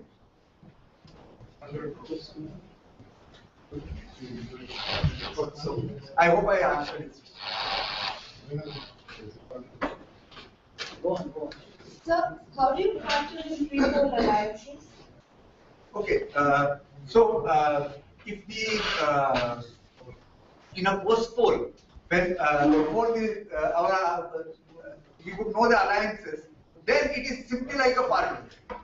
Okay, so we will say whom are you going to vote for? So instead of saying Congress or BJP, they can say UPA, NDA or whatever. Only problem is in trying to attribute is something like what happened that when we did a survey in Bihar, BJP and LJP were not partners, but by the time we are going on here, they are partners. So that is where what Mr. Ram says of his favorite phrase about, arithmetic and chemistry. So arithmetic will tell us that you add the vote, but chemistry, you cannot add the votes. But that's more for pre-poll. So then one can have a judgmental call about, okay, LJP voters, how many of them are likely to vote for BJP and so on. Ultimately, a lot will actually depend on who is the candidate. So this problem, how to take care of alliances doesn't occur in our post-poll, because then people have voted taking into account alliances and we are asking them a question only after they have voted. Then it doesn't happen. Sure. Can I have the next question? Yeah. So my question comes from something you said about sampling, when you said it's not exactly perfect, what you do. So I'm wondering, if it is not perfect, then what is your objective? Is it to follow the process, however imperfect it is, to reach a conclusion, or to be as accurate as possible to the outcome of the polls? In which case it should be the math or the arithmetic of opinion polls rather than the science, because it's very unscientific. Well, scientific or not, that judgment is based on what was the objective to start with. If the objective was to start to predict all the 543 winners, then this sample size is not good enough. Even if I had tried one round, I would have stopped doing it because it is not scientific enough. But when the objective is to predict nationwide, I consider it scientific because I have done what we call back testing. So let's say actual data, last 2 elections, I take it and I do a statistical exercise of back testing. And it says that for the objective of nationwide seat prediction, it is good enough. It is not good enough for micro level. Now, what is science and what is not science, we can keep debating. But I think it is science because. If we reproducible, that's right. No, if you now reproducible. By anyone else who does the same. Huh? But others don't do the same. So in a sense, now when you come already when you come to statistics, the notion of science as a replicability. I mean, if now I take the box to Mr. Ram and ask him to pick one, it's not that he's not going to replicate exactly picking the same slip, right? Now if you have to apply that logic, then you have to call all statistics as not science because it is not replicable. But if you look at it as the process, so you use a very nice word about is it the process or is it the outcome? So that actually goes to the meaning of the word randomness already. Okay? Most people firstly think of random as arbitrary because that is the sense in which it is used colloquially. It is not random. When it comes to sampling, whether a sample is random or not is not the property of the sample actually chosen. It is the property of the process by which it has been chosen. So it is the process and the purity of the process that we vote for, not necessarily that of the outcome.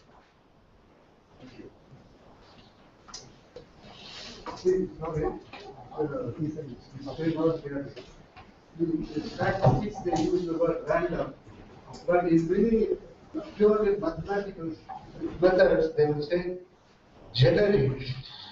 So generic is arbitrary. Generic is not arbitrary.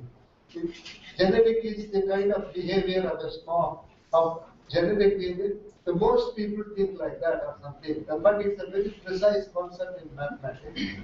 But it's almost as precise in also probability theory that randomness. Therefore, why do you do this? Because it is not, as I want to say, symbology is just one of the applications. There are other many things, I think, as prediction. Just as a pure intellectual thing is, gives you data, can you predict? That's an intellectual game, it's an interesting one.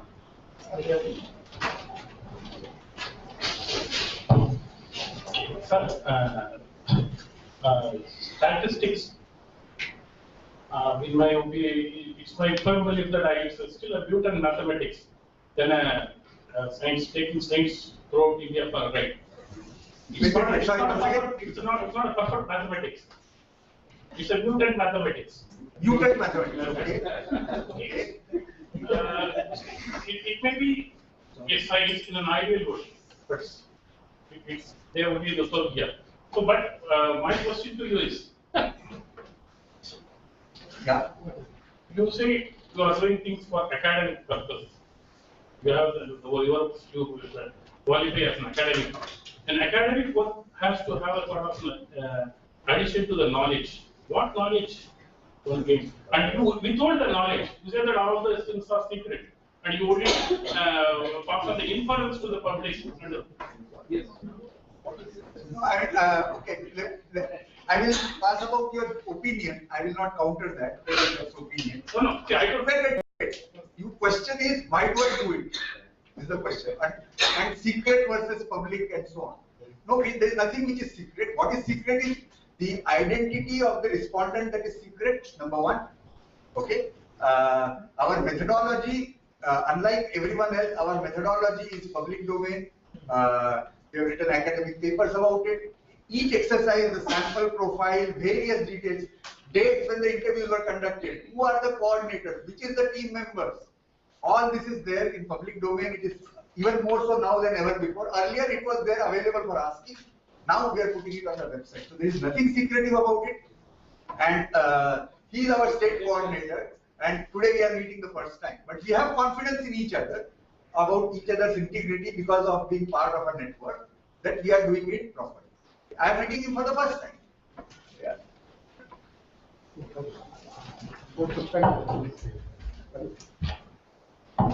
I think the value of this is since the science behind opinion polls is being presented on a media platform.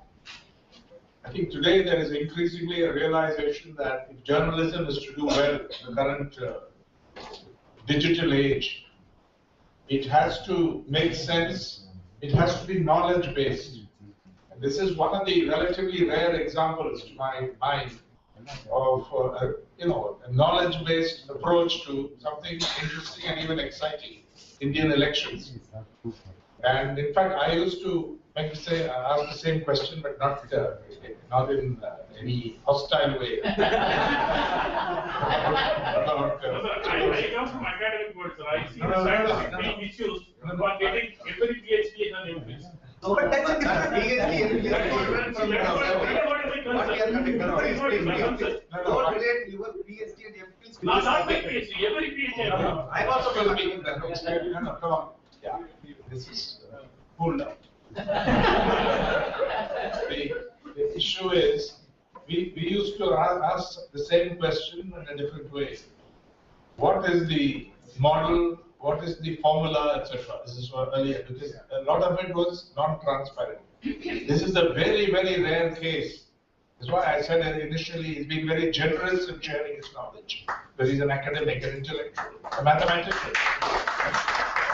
And everything as far as I mean, some of the others may cut corners, there are trade secrets, etc.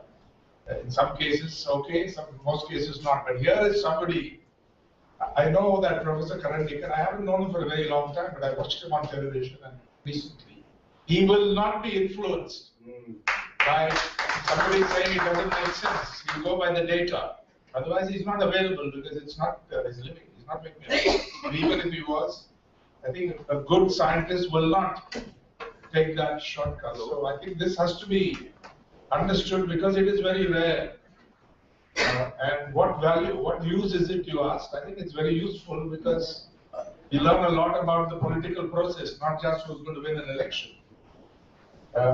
May I also, with your permission, mention that Raghuram, who is here, Raghuram Tunga, of App Research Group, did an exceptional poll, I would say a one-off poll, in 1989, when the DMK won against all expectations, won 2/3, and the Hindu commissioned App Research Group to do that poll. I don't know what he's done since. He's done a few things, but even Mr. Karunanidhi didn't believe it. 2/3 majority. Congress, I remember Bhutta Singh coming here talking to me, totally off the wall, you can say, about what was going to happen. And they did an exceptional poll, not judged by the outcome, and as far as I can make out, the methodology itself. But maybe there's no time for him to explain in detail, but I would like to recognize it and introduce him to. Sorry for this. Yeah. I actually wanted to ask something briefly on methodology, since there are people from CSDS here. And actually, Professor touched on it, I think, briefly when you mentioned that enormous diversity that is there in India. I was actually curious how the drafting of this survey itself from national agencies like CSDS, how do you factor in this different peculiarities? Especially, I do work on Northeast, and being from Northeast, actually there are this one small fascinating example that I would like to share with this house. I mean, I personally met somebody who works in electoral reform in Arunachal Pradesh, and who was actually claiming that he has been sanctioned by his village of 1,600 people to vote on behalf of the village. Because people say they don't want to lose a day in working day in the field. So they say he can might as well go and vote for all 1,600 people on behalf of the village. So there are like this kind of, this different take on elections and voting. And also you have lots of ethnic vote switching happening. That maybe some people might vote en bloc as an ethnicity or a community in places, and which will be affected very much by some contemporary happenings. So which might be some event before the election and how they will perceive the outcomes. So how do you factor in these peculiarities in the drafting of the methodology itself? That is my question. Okay. Again, I have to answer it in the way that if I were to do a poll specifically in that state, I will have to factor in all these factors. But when we are doing a national poll, we do not get into this detail. And if that constituency happens to be in our sample, then people will answer the way they have been actually voting. So if 1,600 people have voted en masse, out of them, 10 of them in our sample, all 10 will say they have voted that. So we'll capture it that way. But beyond that, we do not specifically do any fine-tuning for individual cases of this kind. Our questionnaire would differ to some extent from state to state.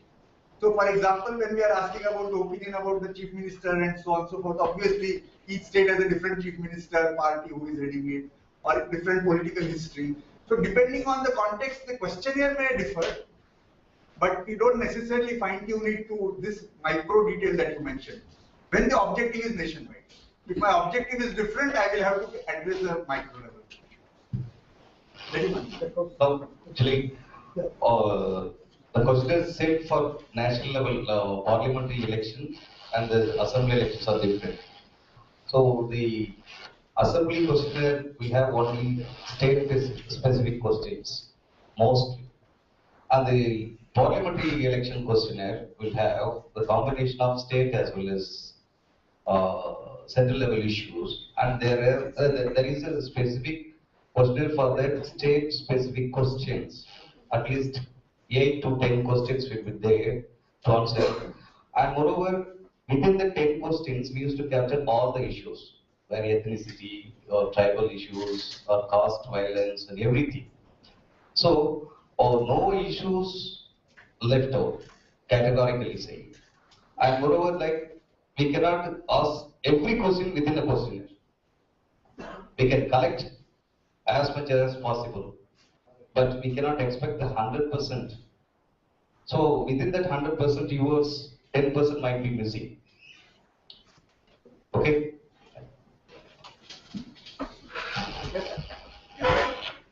You said that when you conduct an opinion poll and then publish the results, you lean heavily on the earlier polls or the voting pattern of the last election. Not earlier poll, earlier actual voting data, not earlier polls. But have you factored into account the new voters that they are coming into the election, current election, 30% roughly in each constituency, who are well educated, well informed, and then 10%. Can make a fairly good decision as against those in the previous election, first timers. Thank you. Okay. Two things here. One is when we do sampling today, it will be done out of the voters list, and therefore the new voters also would be represented, hopefully, in our randomized mechanism in the same proportion that they have registered. Number one. Now, it is true that they are not reflective in the past data, but here we need to understand a little bit the role the past data is playing and the current data is playing. So to explain it a little mathematically, the past data is playing the role of how the votes are distributed. No, not MP. How votes are distributed versus what is the level of support that we are measuring today.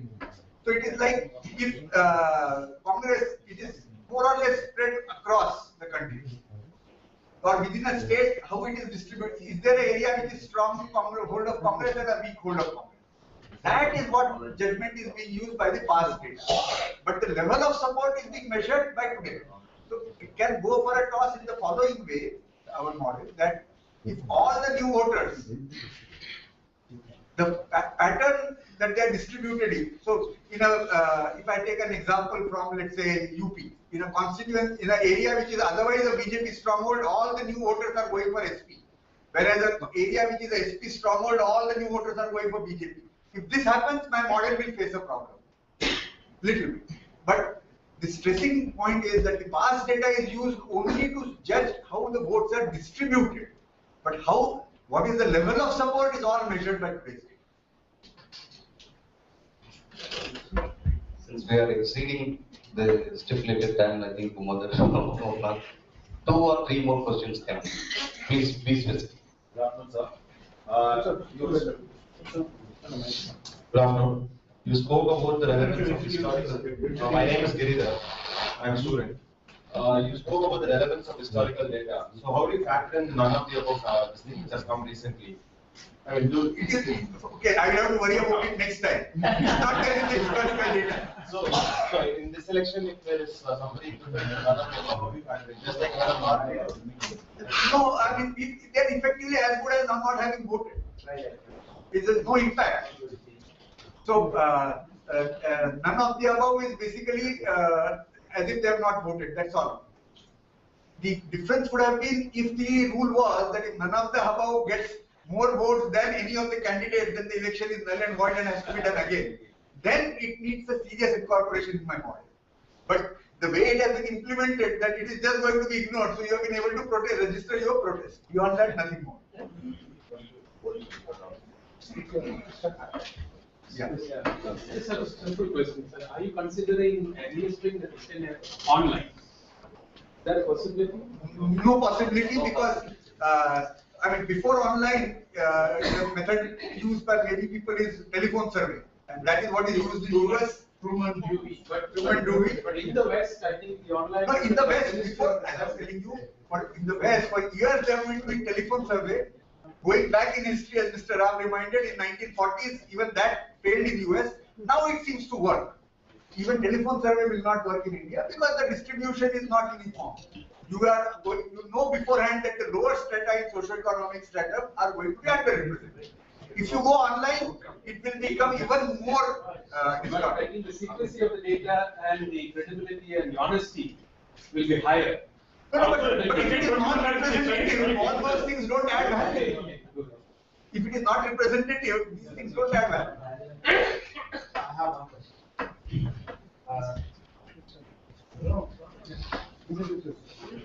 You can ask. I'm starting from business line.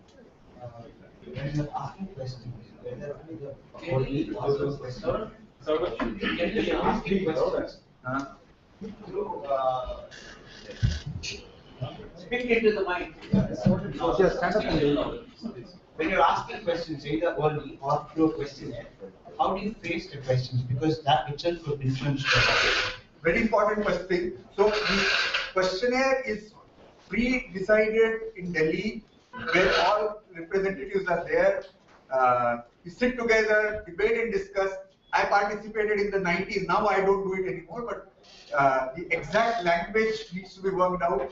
Then they are printed and sent. So it is not left to the enumerator to phrase a question in whichever way they like. They are going to read it exactly as given. And before it is finally printed, we actually do, as our statistics textbooks teach us and CSDS actually does it, that you go and administer to a sample people, few people, maybe in Delhi itself. Okay? And done by senior people to judge whether people are having difficulty understanding the question. Is there a problem? If so, revisit and rewrite the question. So a lot of care is taken. It's for no reason that these are all the reasons why. Is it a multilingual? Yes. Yes. So firstly, it is prepared in one language, then the experts will translate it to other languages. But the care that is taken is what is reflected in the consistent record that CSDS has built up over the years. The question will be prepared in English. Then the English question will be circulated to all the states to translate into their own languages. So when translating the questionnaire, we are taking very much care without distorting the content of the question. That is very, very important. When translating into from English to Tamil, the sentence itself will turn back. So it is very important to ask the question in popular language also. You need to understand the colloquial terms also. So, but the same term should not be in the very content of the question. And moreover, I want to say one more thing. Like the respondent, the particular respondent, we are going in search of that particular respondent. If the respondent is not there in place, somewhere he has gone somewhere out or something like that. So the family members say that instead of that respondent, I can answer. So we have faced all these things, but we never allowed them to give any of the answers. If the respondent is not there, it is done nothing. That's all. So it is very particular to get the answers and the representation of the samples. Let me just add one point here, and that is also very important, is that the payment to interviewer, the enumerator, is not based on the completed answers given, but on number of days. So it takes away any incentive to falsify. If you say that it is based on number of filled forms, and from morning somebody is going, didn't find 5 people at home, you are forcing him or her to fill a form fraudulently. You started by saying incentives are is necessary for making the test. I don't understand what you are saying. We are giving payment not based on how many forms. There is extension for assignments. That was an example. Why are you distorting it? I don't understand. No, I think this kind of disruptive questioning we don't work out. We come to make some Very layman question. Do the opinion polls influence the voter? And if so, what extent it's influence the voter? Opinion poll. There's been a concern of political parties and leaders that opinion polls do influence the voters. Yeah. To that I would answer what we discussed the other day. Opinion polls influence, but so do the endless discussions, debates, campaigning. All these also are meant to influence people. So you want to ban them. Can you ban? My point is, if you cannot ban a journalist from saying that he went to a rally, he talked to 10 people and this is what they all felt, will you ban that? If you cannot ban that, then you cannot ban opinion poll. No, they do have a feedback. And the best antidote for that is let everybody do polls. If you go back in time, when Pranay started, at that time I was still a student, you would get an 8-column headline that, this poll predicts so-and-so is going to win. There was only one poll, and this was new, it was making an 8-column headline. Now today, if Hinduist was sponsoring my poll, even then Hindu will not put 8-column headline, it will be at most a 3-column headline, and this much piece on the front page. And if somebody else's poll, it will be reported, but in a short way. There are so many polls happening, and so they've also lost credibility because lots of polls are not quite scientific. So in that way, I think the feedback effect has reduced because one poll says so-and-so is winning, there is another poll which says no, something else is happening. We welcome government regulation on how schools be. Yeah, I definitely welcome this regulation, not banning. Regulation means requiring a certain disclosure norms and even open for audit. You see, primary data cannot be made public. If you say that, you go to the other extreme, you say that you put every data, including the name of the person in website. That is not possible. If we do that, people will not answer. So that is going to one extreme. Okay. So there should be well thought out disclosure norms about, what information must be published. As I said, who are the interviewers, which dates they went, where did they go, who are the people who supervise them, who are the people who are analyzing it, including the name. It should not be just, no, my agency. That is not good enough, number one. Methodology of various steps. So all this should be disclosed. On top of that, even we should be open to audit. So by a team, let's say, suppose the Press Council of India, this is not government regulation, I would prefer actually a self-regulation by the media. Press Council of India draws up these norms, and then if they say that this is a group of 3 cephalogists who have been assigned to audit to see what all you have done, then to them I should be in a position to open everything, including the primary data.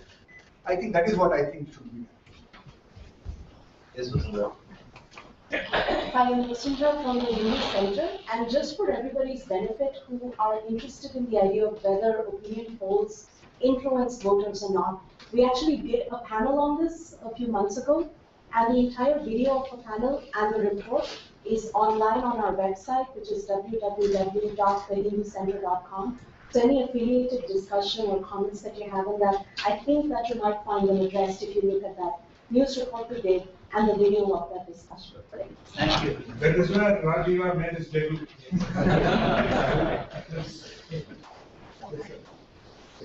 But if the others want, they can ask me offline. You can complete the session, but they can come and talk. Okay?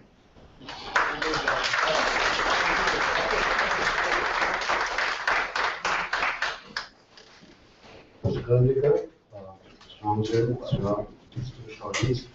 It's a blessing to inform all of you making this lively interactive session. Thank you very much.